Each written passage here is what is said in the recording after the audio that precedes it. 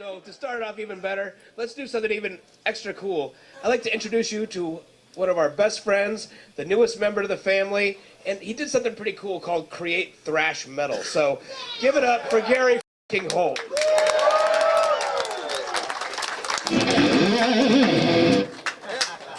So right now, Gary's sitting here playing his new model. This is the ESP version of the line. You have an LTD 600 and an LTD 200 of the Gary Holt line.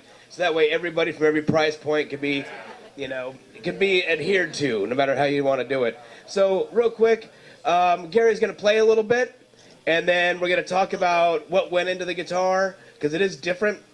It's not just an EC, and we're going to tell some cool stories, but mostly we just want to hear him play, right? Yeah! All right, so let's do this.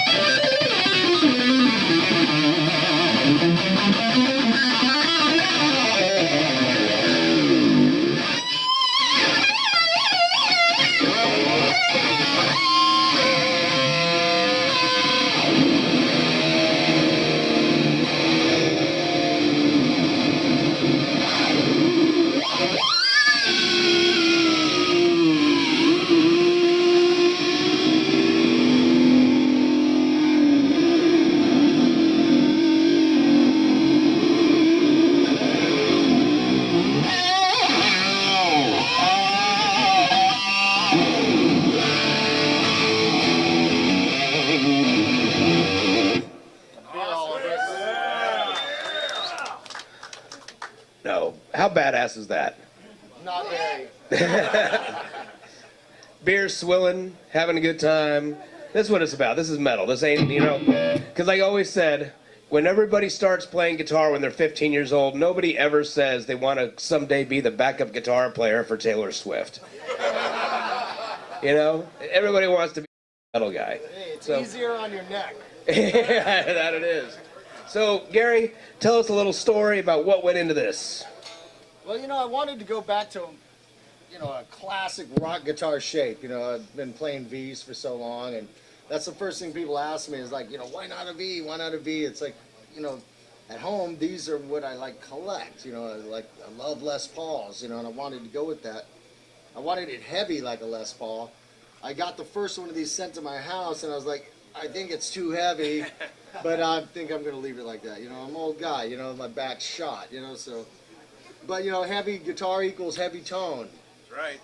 And, like I said, the finish is just, it's like hot rod show car awesome, it's like. Hot rod coagulated blood. Yeah, coagulated blood, that's what I call it. It looks like a semi-dried pool of blood on out of an episode of Dexter. It's just it's epic. It's a shorter scale, which I like now. In my later years, I've gone to a shorter scale because you get old and your hands get tired a little quicker.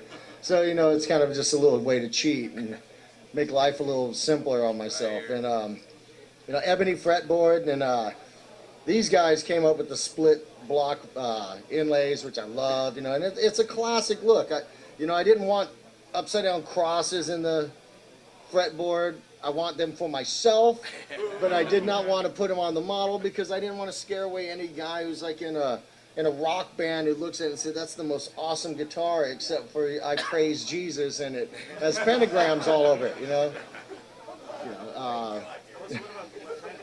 I'm sorry? What about the left-handed guys? You have to ask this man about that. We're working on it.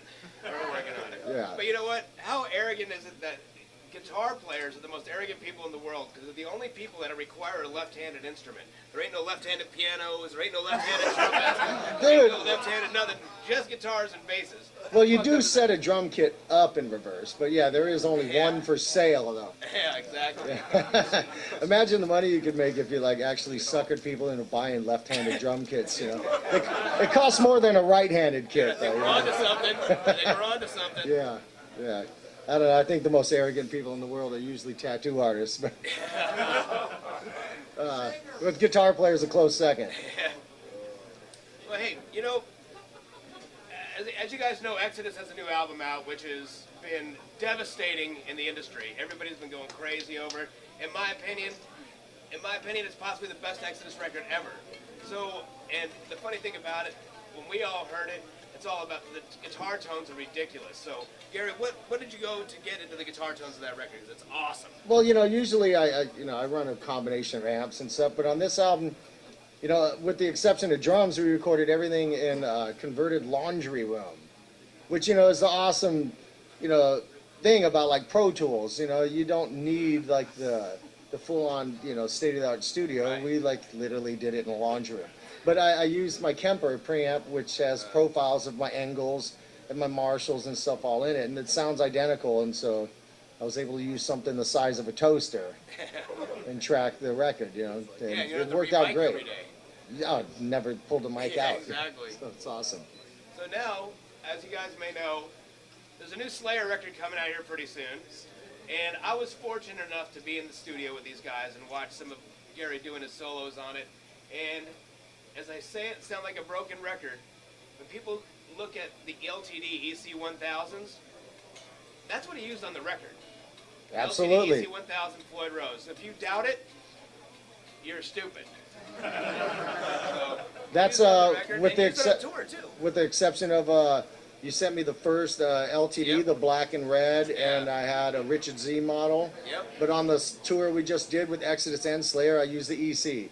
Yep. I used it through all sets, and I used it in South America with Exodus, and the guitar is just incredible, and it takes a beating and it stays in tune great, and it does everything I could ever want it to do. And you don't cry if you hit somebody with it, No, I did cry when I put a little chip on the headstock, and the first one always hurts. After that, it's like you don't really care anymore.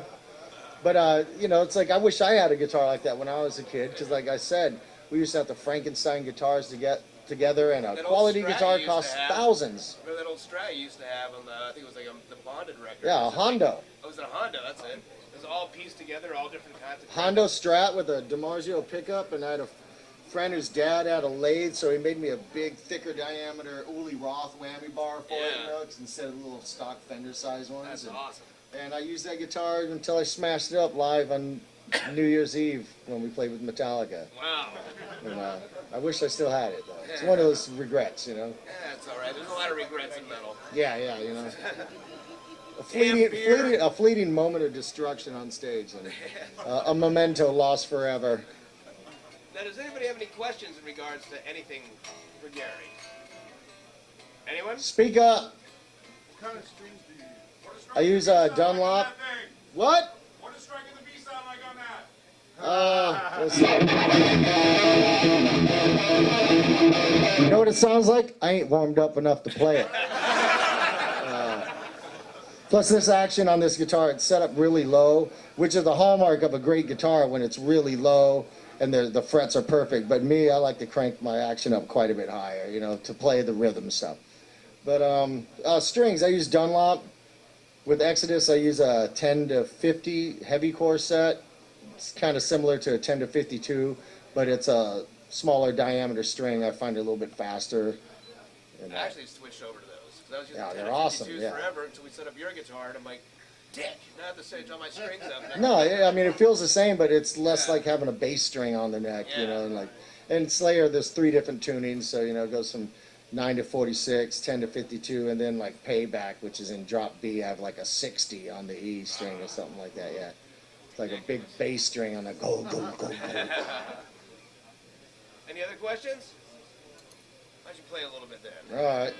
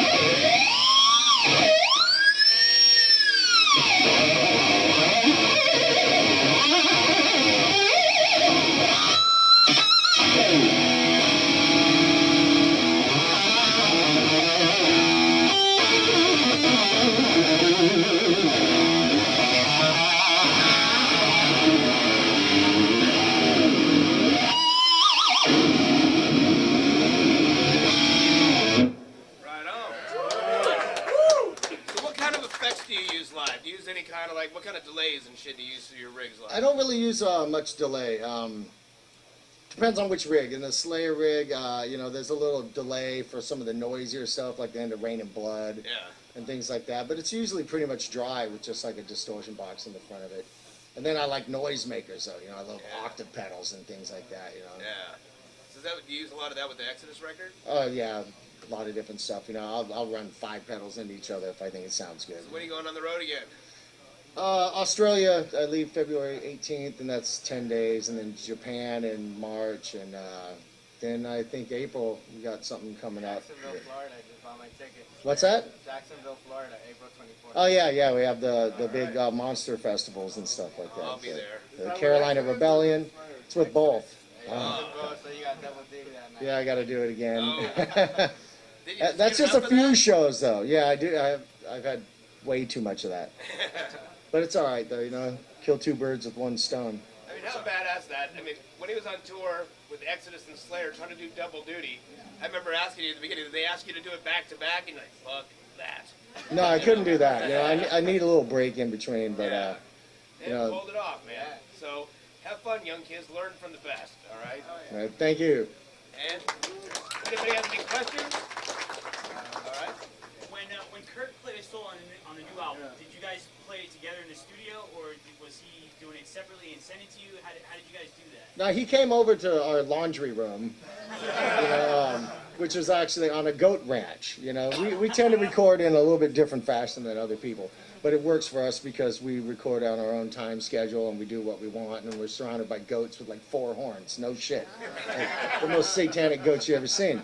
And Kirk showed up, and you know, like I was coming back from Sacramento, so I was racing just to get there before he was done, and he happened to be done by the time I got there because I had other things I had to do. But I got there in time for the barbecue, and he came in and he just laid down a bunch of different takes, and we listened to them and picked the one we liked best, and it was like, you know, being 17 again, you know, because I think he's really itching to record something, you know.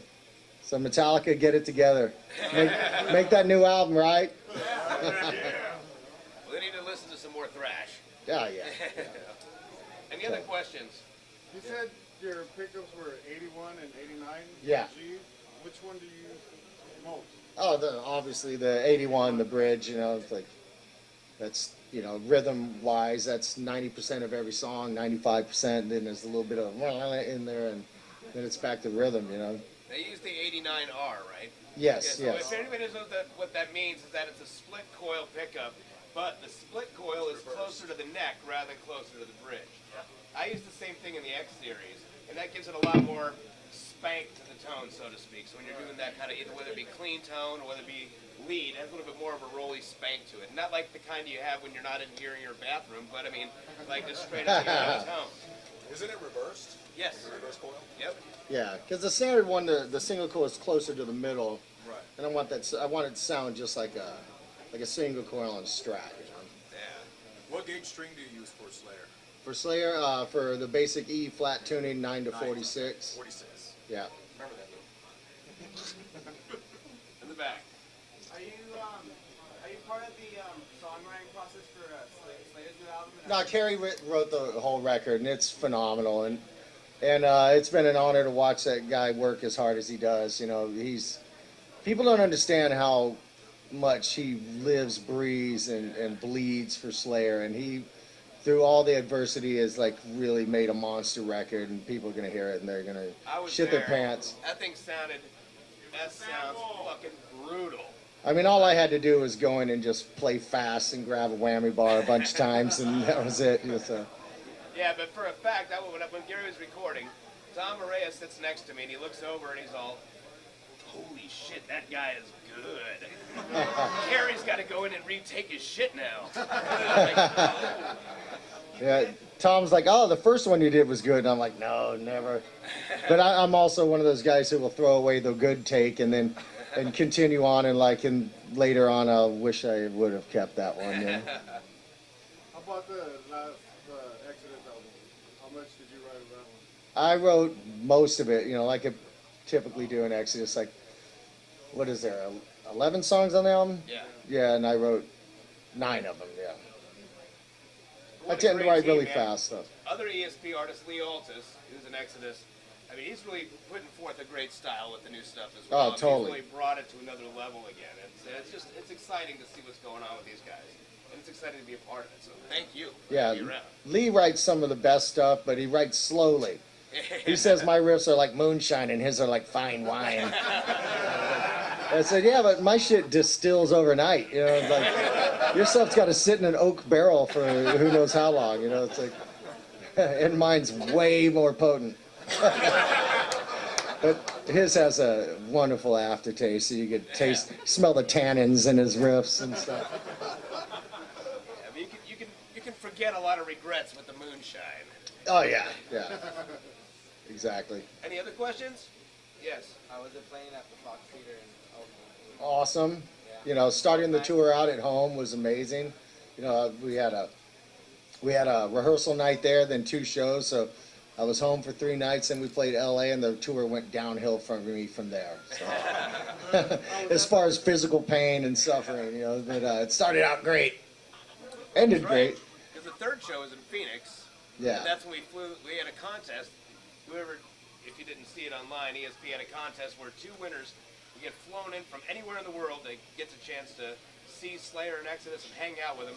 And out of all places, we got them from Ireland. So Yeah. I'm like, oh, shit, I gotta pay for that?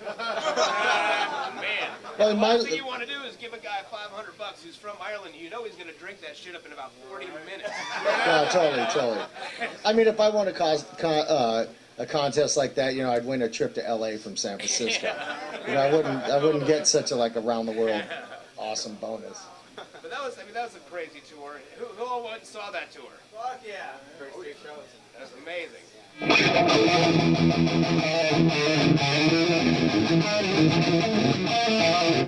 There you go. Maybe start a pit. You promise? I'll keep playing if I see a pit. But there's a lot of money hanging on the wall here. I don't want to be responsible for the damages. Right there.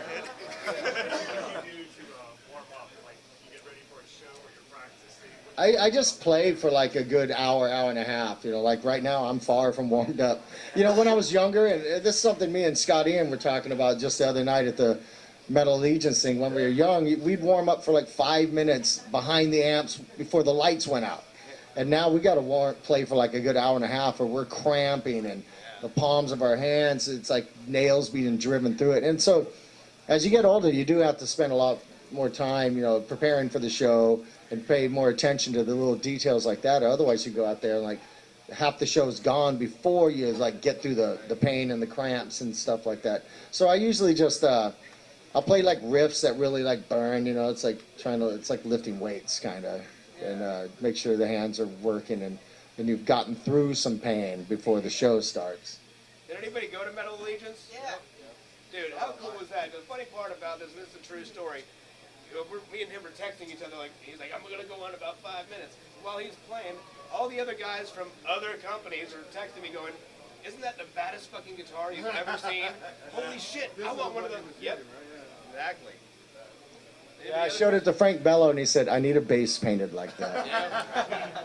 He asked for my permission like a polite young gentleman.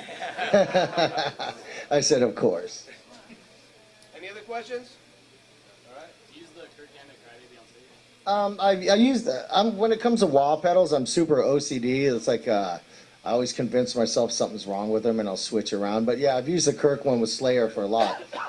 Exodus, I use the Dunlop rack wah or Zach wah. In Slayer, Kerry already uses the Zach, and I think it's good to have a little different sound. So I go back and forth from the Hammett wah to the Cantrell, which is really Cantrell's nice. my It's got a favorite. super throaty sound. It's awesome. Yeah. Yep, back there. Are you gonna have an Exodus headlining tour going around to LA? I have no idea. You know, trying to balance 2 bands is super hard and difficult, but you know, as far as headlining, that I don't know. We're working on some stuff though. 30 minutes was not long enough. I'm sorry? 30 minutes was not long enough. No, 30 minutes is not long enough unless you're playing an hour and a half later, then it's plenty long enough. Any others? Chris Stedman. So how was it practicing and playing for Metal Allegiance? Like, how do you like the experience? you know, it's always fun, and I always go into those things prepared for the worst. You know, like, you know, how bad are we going to butcher like songs from legendary bands that we grew up worshiping, and are we going to pay the price in the end? Like, you know. Do they really deserve it? You know, but it's like great. When it all comes together and the song is played well, you know, we're all super surprised and happy. Yeah. But you know, it's a lot of fun. Yeah, it's more about fun than it is really the, hey everybody, this is the perfect rendition of a classic song. You know, it's just. About Yeah, but there's been a couple of times in the past where the train went off the tracks. Was it at Comic-Con? Was it the Comic-Con one? Oh, the Comic-Con one, I had my parts together though. Yeah, It was Kirk who fucked everything up. I didn't say it. Any other questions? All right.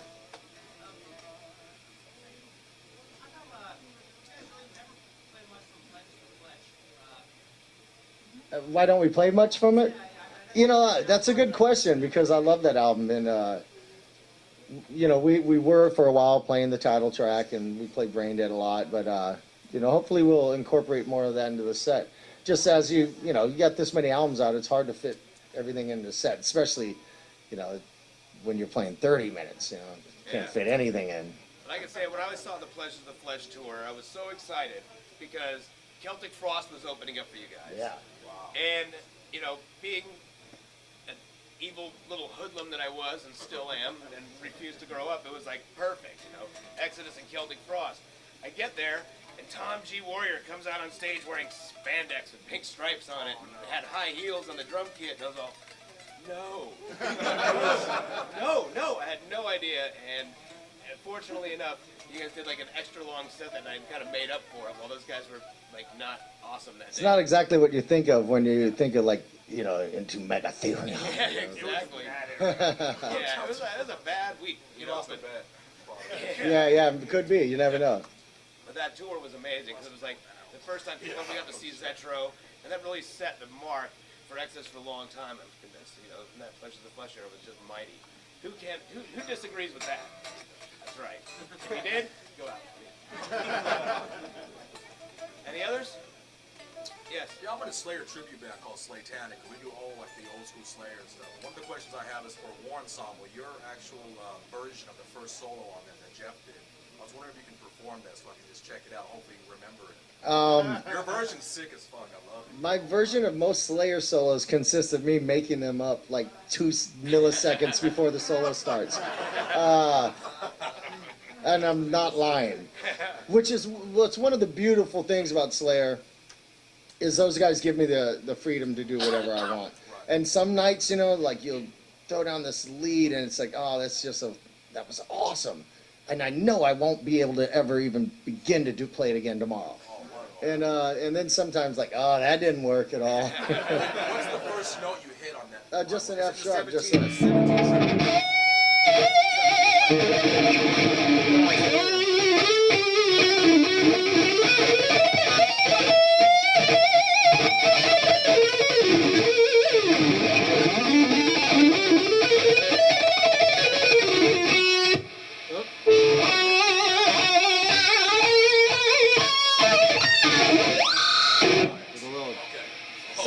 Something like that.